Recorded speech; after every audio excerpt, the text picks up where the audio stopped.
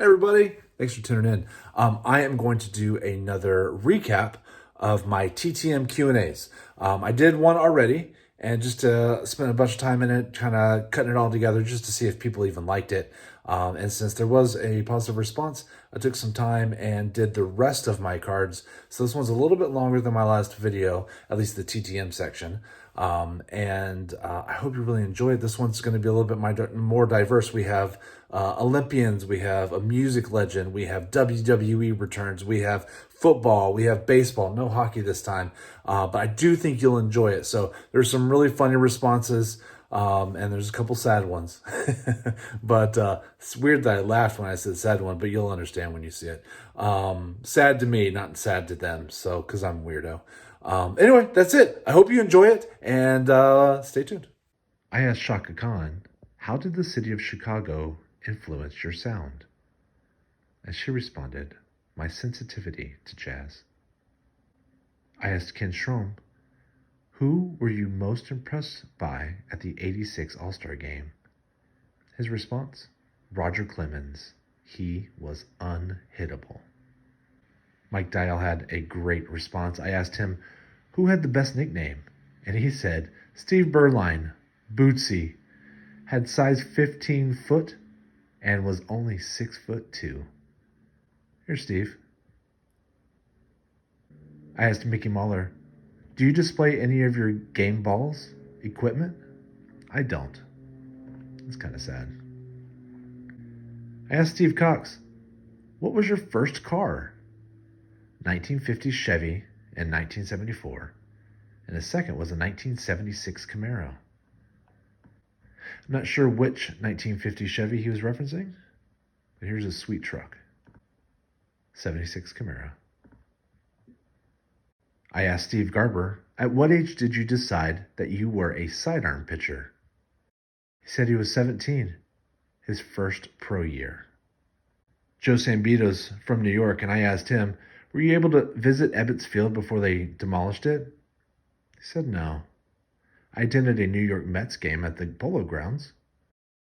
I asked Darryl Bryant, what was your first car? A 1952 Ford. Again, unsure which model. Jeremiah Papricki is the current Chicago Cubs public address announcer. Happens to be the youngest announcer in Cubs history.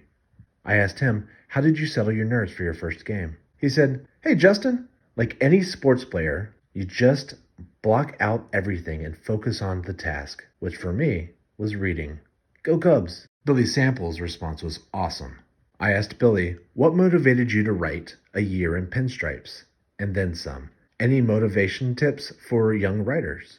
He responded, well, I think, Justin, that I've been in some interesting situations in which others might enjoy. I had notes all around the house and put them together. It took me about 3 months to write. As you know, it's not a long book, and thank goodness I had a good editor. Actually, the editor is a classmate from school. Here's Billy's book. And he included an awesome picture. It said, Justin, I look forward to reading your book. Good luck with it, Billy. Thought that was really nice. I asked the great Roger Craig, who has the greatest nickname? He responded, I had 2 nicknames, Catfish and High Stepper. Jim Phillips is a sportscaster, and I asked him, do you have a favorite race day memory? His response, interviewing Dale Earnhardt when he won the Daytona 500. Interviewing my old driver, LD Ottinger, when he won the Busch 250 over Dale Jarrett. It was LD's last win. Speaking of LD, I worked for him from 1981 to 1988 on I'm sorry, I couldn't make out the rest of it. LD Earnhardt Sr. at Daytona. Dale Jarrett. I asked Tommy Hutton, we love baseball cards. Do you collect anything? A collection of autographed baseballs. Don't leave me hanging, Tommy. What you got? Here's a picture of Bob Rahilly being interviewed. I asked him, what's been your favorite personal car? His response, 1977 Monte Carlo. Here's a sweet one. I wrote to Jim Crash Jensen, who played several different positions, and I asked him, which position was your most fun to play? He responded, I liked every one and was glad to have been able to contribute. If I had to pick a favorite, it would be the third down fullback next to Dan. Best wishes. And of course, he was referring to the great Dan Marino. Walt Terrell played in both the American League and the National League. I asked Walt, do you feel that having a DH benefited you as a pitcher, or did you miss batting when you played in the AL? He responded, we all think we can hit. Usually not. I asked Donnie Allison, what was your first car? He said, 1940 Ford flatbed. Pretty sweet. I asked Troy Martin, what's your favorite part about race day? He said, winning. Fair enough. I asked Dennis Smith, other than playing, what was your favorite part about going to the Pro Bowl? Bringing family. I asked Jacob Casper, aka Julius Creed, what motivated you to start wrestling? And he said, my dad was a high school wrestling coach. I asked Carrie Johnson, what was the best part about traveling for the Olympics?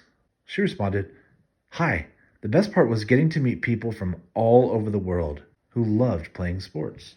I asked Ronaldo Nehemiah, do you have a favorite Super Bowl memory?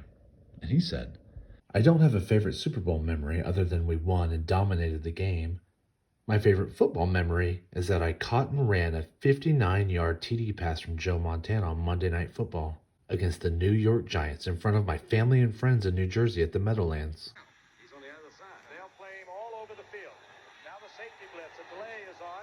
Montana reads it. Gives it to Nehemiah. It's all over. Nehemiah was a bullfrog. And Terry Kennard, recognizing him as 83, one of the great speedsters to come out of the world of track. Nothing. All you can say about this one is they just caught a man-on-man, and you get the skeet, he is gone to the outside. Go get up skeets. Isn't that fun, OJ? Look how much ground he picks up. All of a sudden. The great Joe Montana. Bill Brooks previously won the NFL Man of the Year award for the great work he does in the community. And I asked him, do you have any advice to help kids get more interested in giving back to their communities? His response, the key is the community is their community, and they can be change agents in what type of community they want to live in. A community that is caring and sharing is a community that thrives. Excellent advice. All right. Thank you so much for watching all the way to the end. I know there are quite a few in there, but I hope you enjoyed it. And I'll save up some responses. Hopefully I get some more returns, and we'll get another one out soon. I don't know if soon's the right answer. It takes a little while to get these things back, but I'm really appreciate the comments and the thumbs ups and all the follows. It's really been enjoyable to do this. So I hope you enjoyed it as much as I did. Y'all take care.